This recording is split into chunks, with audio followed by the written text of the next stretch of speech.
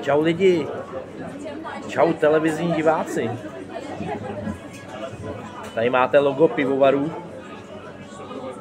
Zlatý pěs. A chtěl jsem říct, že jsem tady ochutnal, já to tadyhle čtu takhle.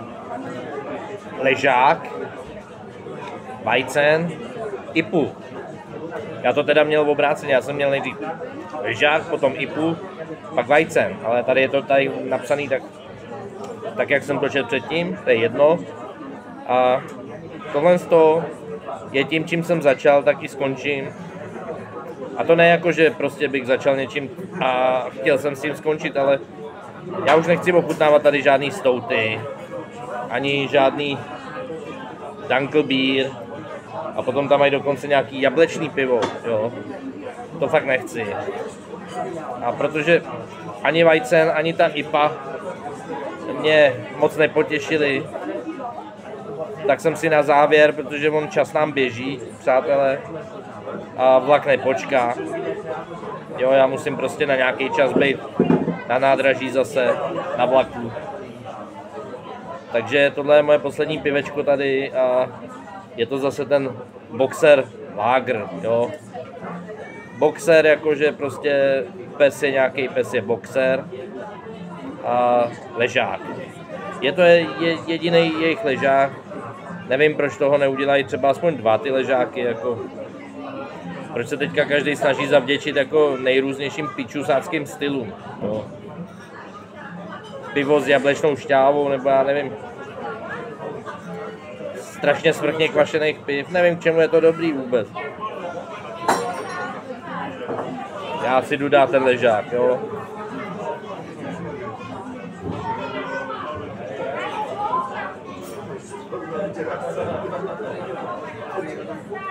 Tohle je prostě parádní pivo.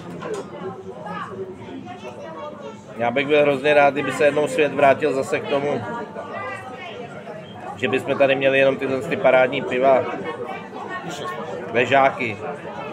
Jo. Čerpem nějakou 10, jo, já nemusím mít už. To jsem byl jako chudej student, jo, 10. To mít nemusím, ale od té 11 vejš, jako. Já mám strašně třeba rád 14 stupňový piva. Jo, takovýhle věci by se tady mohly dělat jako nejenom u nás v Čechách, ale po Evropě, že jo. Strčte si do prdele ty IPy, aley. Nebo někde dokonce ještě nějaký kyseláče dělá. To si strčte do prdele, ale já bych byl rád, kdyby aspoň.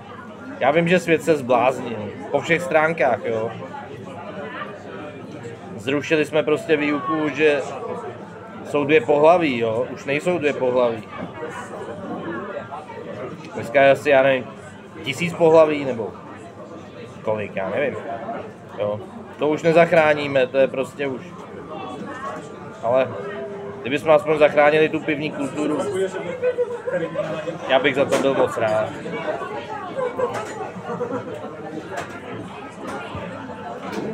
Tohle je prostě klasický pivo.